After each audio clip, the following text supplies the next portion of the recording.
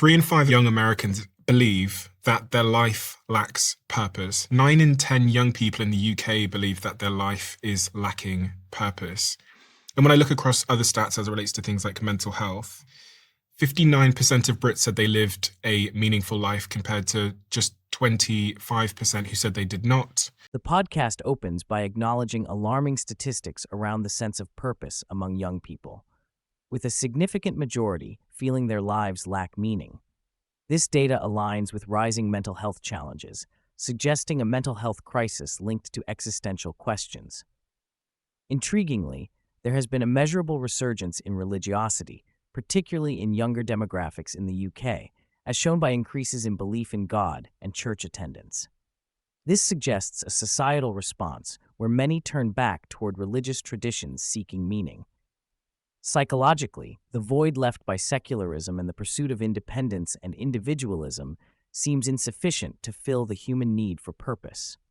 The guests frame this as both a deeply personal and collective problem, with potential implications for mental health, societal cohesion, and individual well-being. If someone asks me, what is the meaning of life? I don't know. But if someone says, I have no meaning, can you help me with that? The answer is absolutely yes. And I want to attempt to just define 2 terms that you said there. One is purpose, and it doesn't have to be a perfect definition, but roughly what you mean by that. And then you said you introduced spiritual practice. What did you mean by that? Dr. K highlights that while the ultimate meaning of life might be elusive, addressing immediate feelings of purposelessness is a practical, solvable problem. Purpose is understood as an internal experience that can be increased measurably, supported by evidence-based psychological approaches combined with spiritual practices. These practices evoke subjective experiences that are difficult to achieve through intellectual means alone. The doctor explains that feeling in control of life and actively choosing challenges are strongly correlated with an increased sense of purpose. Active engagement, rather than avoidance of problems, helps restore a sense of autonomy and meaning. Spiritual practices like meditation, prayer, and worship function as mechanisms to induce experiences that contribute toward feeling purposeful, indicating that purpose is not an abstract idea but a lived, empirical state that can be cultivated. My view is God is still involved, in fact, so involved that he actually came to earth in the person of Jesus of Nazareth to create a rescue plan. Now, what's interesting to me about this broader question, we can get into more details too, is that it's not, if there is a God who made the world for a purpose with meaning, people can participate in that meaning and purpose even if they don't know God. Greg Koukl presents the Christian theistic perspective that meaning and purpose originate from a personal God who not only created the world, but remains actively involved. Central to this worldview is the idea that human beings are created for relationship with God, and that participation in this divine purpose brings flourishing, even for those unaware of or rejecting God. This implies a measure of objective meaning underlying life. He acknowledges that life exists in a broken state due to human rebellion or the fall, yet affirms God has a plan for restoration through Jesus Christ. Koukl emphasizes that meaning is grounded in this relationship, which transcends individual subjective experiences, providing an ultimate context for purpose that goes beyond merely feeling purposeful temporarily or creating individual narratives. People literally, for fear of, as a result of the knowledge that this will all come to an end, engage in what we might call immortality projects. They engage in things which will outlast themselves, which give them a sense of escaping this death. The most obvious example is in religious traditions which literally promise immortality for your own soul. Alex O'Connor discusses meaning through the lens of existentialism and naturalism, focusing on humanity's awareness of mortality. He elaborates on the concept that much human behavior, including seeking meaning, is motivated by a denial of death, where immortality projects, such as raising children, creating legacy, or religious beliefs, serve as psychological mechanisms to transcend oblivion.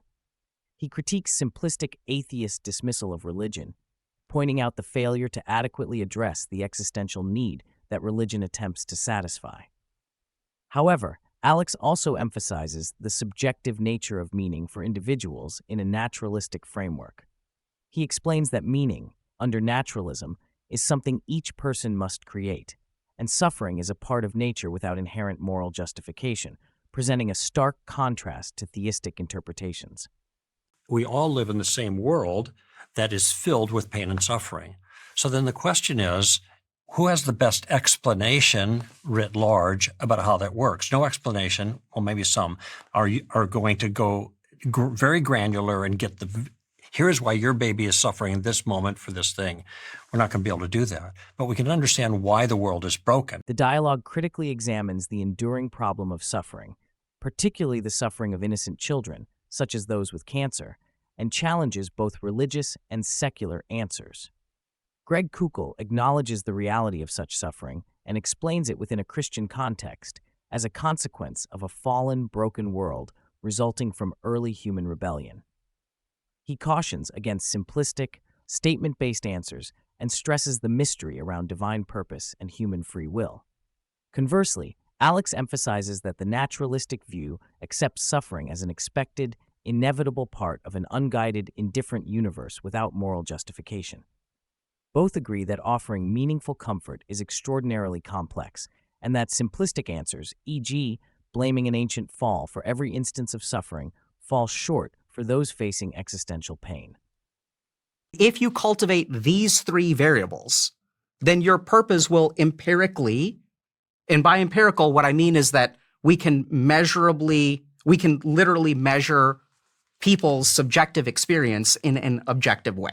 Dr. K outlines self-determination theory as a concrete framework for understanding and cultivating purpose. According to the research, purpose is enhanced by three correlated components: autonomy, making deliberate choices; competence, being stretched and growing; and relatedness, connection to others. Practical behavioral changes enhancing these areas can measurably increase an individual's subjective experience of meaning, happiness, and resilience. Rather than focusing on abstract or philosophical concepts of purpose, taking steps to develop active control over one's life, engage in challenges that foster growth, and build meaningful relationships is the most effective and scientifically supported path to improving one's sense of purpose and well-being. Consciousness is something which is sort of received by the biological organism rather than produced by it. Because I agree with you that you can't just put a bunch of molecules together and get consciousness. Alex explores the hard problem of consciousness, expressing skepticism that materialist Darwinian science can sufficiently explain subjective experience.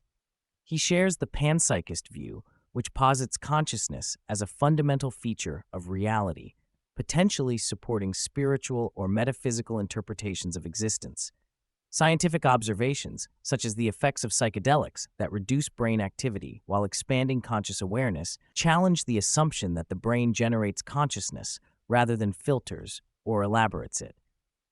This has implications for understanding individual purpose and spiritual experiences, suggesting the possibility of transcendent realities beyond the physical, with meditation and spiritual practices offering ways to directly experience these higher states of consciousness.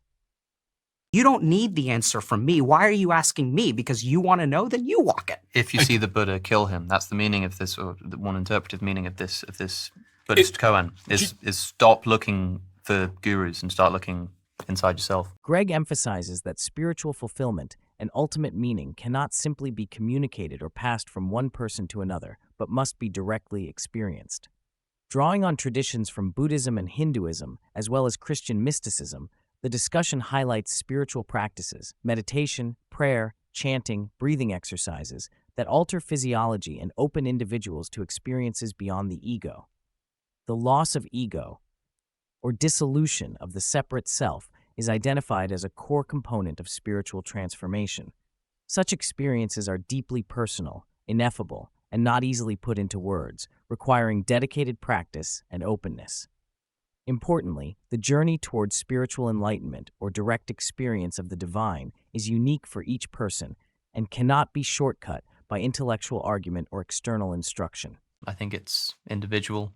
Even if there is an objective meaning, even if God exists and Christianity is true, it's not going to be enough to just tell somebody about Christianity. They're going to have to live it, right? Alex underlines the deeply personal nature of the journey to find meaning and purpose, warning against any simplistic or prescriptive claims about having found ultimate answers.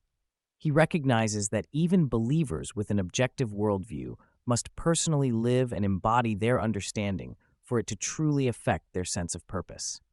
This individualized quest is complicated by the complexity of existential questions and skepticism about philosophy's ability to provide clear, actionable guidance. Moreover, Alex stresses skepticism of modern trends offering 5 easy steps to meaning, advocating instead for nuanced, ongoing exploration. This perspective encourages listeners to approach meaning as a challenging process of discovery that requires personal effort, openness, and time. So this is where things that get in the way at the top of the list right now, which Alex alluded to, is technology. So unless you can feel what is going on inside you, you will never feel purpose. Dr. K offers actionable guidance for people struggling with purposelessness, highlighting emotional awareness as foundational. He explains that technology often numbs or distracts from internal emotional states, increasing alexithymia, the inability to identify and express emotions, which correlates with a lack of purpose. Reconnecting with one's feelings is critical. Next, managing and reducing ego identifications, which can limit self-understanding and growth, helps open space for authentic purpose. Building a personal narrative that integrates past experiences into a cohesive identity provides directional clarity. Finally, Dr. K stresses the importance of taking small steps, making choices that stretch personal capacities, fostering relatedness, and engaging in spiritual or community practices that resonate personally. These steps are grounded in empirical evidence and aim to move individuals from feeling stuck to feeling actively purposeful in everyday life.